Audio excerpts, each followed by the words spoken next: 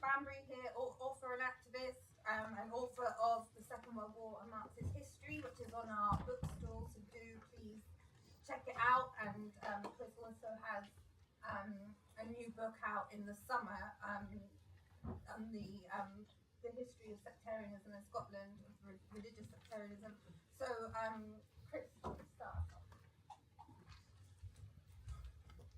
Well, in answer to the title of this meeting, was World War II a war for democracy? The answer is no.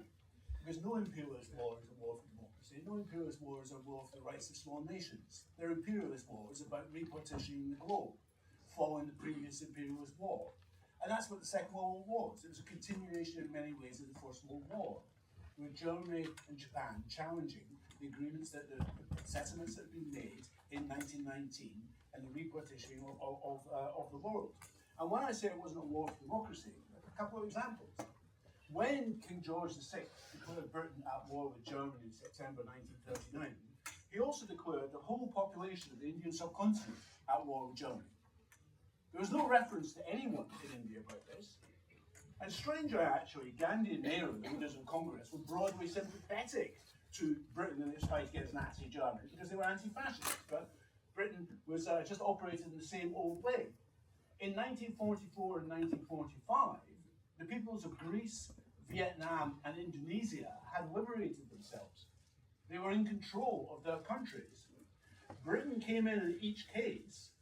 Churchill sent troops into Athens to fight the resistance forces, which were communist-led, and in a vicious civil war managed to reimpose a monarchy, which is highly unpopular, arming the militias who fought for the Nazis during the German occupation. In Vietnam and Indonesia, Britain was determined to return French and Dutch colonialism. They were found it very difficult because they were outnumbered. So what did they do? They rearmed the Japanese prisoners of war to fight the liberation forces. I mean, this wasn't a war for democracy in any sense. It was, as I said, an imperialist war. Now, what muddies the water is that for millions of people, they did believe it was a war against fascism. And for my parents, both of whom volunteered in 1939, they thought it was a war against Nazism in terms of that. But it wasn't about that whatsoever. I mean, take for instance Spain. Spain, General Francisco Franco sent 50,000 troops to fight with the Germans on the Russian front. German U-boats were operating out of Spanish ports. They were getting raw material, etc. I can go on. In August 1944, the Spanish Republicans, who were central to the French resistance, believed they could cross the Pyrenees to launch a guerrilla war in Spain, and they would have Allied backing against Franco. No. Franco died in his bed in 1975. A fascist regime was allowed to continue and became a member of NATO, and Spain became a base for American nuclear bases. No problem with fascism there. So it wasn't about a war for fascism.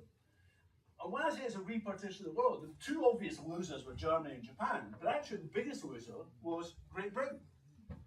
Because the price of its alliance with America was the stripping away of both the formal and informal British Empire and the economic bloc which Britain had created, the Sterling bloc, a protectionist bloc in the 1930s.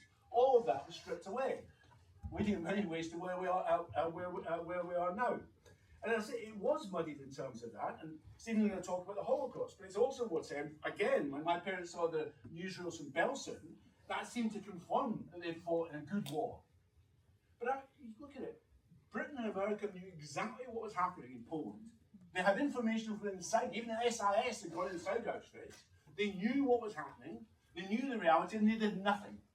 They didn't bomb the railways, they did nothing to stop the Holocaust, which continued, as Stephen will talk about to the very end, bitterly, in the case of Hungary in terms of that. And if you were just to try and conclude the post-war assessment, what was this repartition? Well, for the United States, and this is the big victor, Europe was important, and they were determined to have American troops in Europe to hold Europe down, not so much to deal with the so-called Soviet menace, because they knew Russia was virtually bankrupt in an impossible position to launch a new war, even if it wanted to. Russia was actually quite content with what it got, which is Eastern Europe. Stalin was happy with that. No, they were there to hold down Britain, France, Netherlands, etc., to ensure there was their colonial empires went, and to ensure they were subjugated to America. And that's been a story ever since. And today, of course, we are seeing that sentiment being ripped up by Donald Trump. And when I hear Starmer say we can build a NATO without the Americans, I laugh. I mean, just to put this in perspective, in contrast to 1945, Britain now has just slightly over 200 functioning tanks. Now, just how many has Russia got? We have one, as someone mentioned, Jeremy Clark mentioned, we've got an aircraft carrier, which keeps breaking down. I mean, the idea that we can supplement, we can produce artillery shells to match Russia, it's a nonsense.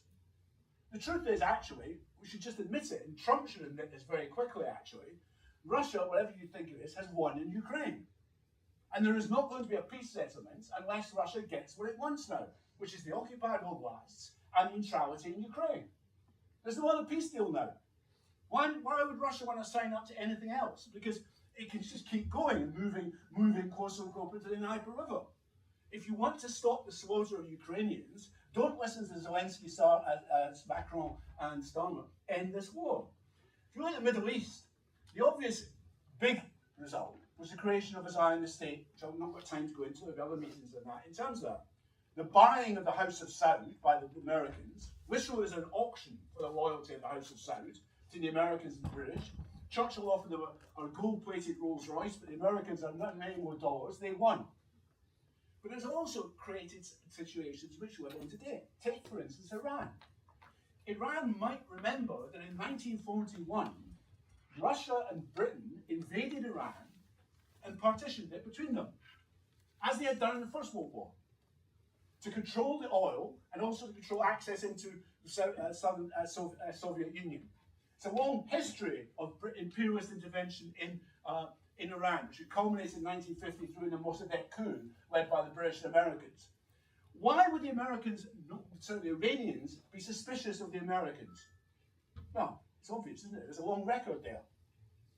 And these things aren't forgotten. China, the Second World War began in China with the Russian invasion of China. It was a fundamental issue. I mean, the Japanese wanted control of China. They also wanted control of the Southern Pacific, which was too much. You were fighting too many wars. But America in particular wanted open door access to China. In other words, they wanted free trade for the Americans, not for other people, just for the Americans, because it was a big market. Crucial aim. In the end, of course, China escaped American control. Now, I've not got time to analyse China, there's another meeting on that elsewhere, but it's important. And that has been a bugbear again when China looks at the United States, Japan, the Philippines, etc., encircling it in the South China Sea. It has historic memories of what Britain and China and America have done in China. It's reason to be suspicious of this in terms of that. So we're living through a situation where the world created in 1945 is coming apart. But it's important just to go back and say that in terms of that. Now, when I say it's an imperialist war, I'm just going to end in this. I'll pose a question to you. In August 1940, the Germans are on the White Cliffs of Dover, looking across at England. Where did Winston Churchill send the vast bulk of his troops, tanks, and war material? Egypt. Why Egypt? Because Egypt controlled the sea route to India, the Suez Canal, it was the access to the oil in the Middle East, and that was the priority for Britain. That's what it's about in terms of when I say it's an imperialist war. It was fought at every stage, but Churchill was trying to maintain the British Empire. Strangely, he didn't have the facilities, of course, to do so at the end of the war. We were in hock for the Americans, absolutely, in terms of that. And Churchill would preside over the final days of the British Empire, but that's what he was fighting for. And the Americans were fighting for their own new international world order, which they achieved. And just to end, the Russians, very strange. I mean, Joseph Stalin was an absolute brute. Russia fought a brutal war on its own, with its own people. I mean, you should never romanticize it, but they won the war. They were fighting 75% of the Wehrmacht throughout the war, 60% by the time of the Battle of Berlin. The Russians won it at huge cost. Now, this is not to glamorise Stalin, for heaven's sake, or Putin today, but it is laughable that when we have the VE celebrations on Monday, Russia is just whitewashed out of it. My father was absolutely clear on this. He said, and then a journalist said, the Russians won the war. He said they got to Vienna, a Russian took a tap back so he could have running water. And it kind of summed up, in a sense, it's a slightly racist joke, but it sums up, it was a brutal war, but the Russians won it. And without that sacrifice, goodness knows what would have happened. And I think it's also just that's a final point. I think it's also important to say that really this country, in its dotage, has got a fixation about 1940 and the Second World War. And that is because we try to believe the bits when this was our finest hour. And to still believe that somehow we are a great power in the world that people listen to and all the rest of it. And we have never really come to terms with the fact that Britain is no longer a great power.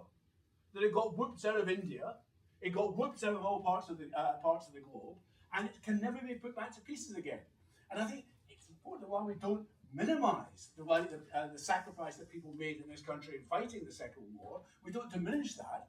But at the same time, I think we should say some brutal points about what the war was fought for.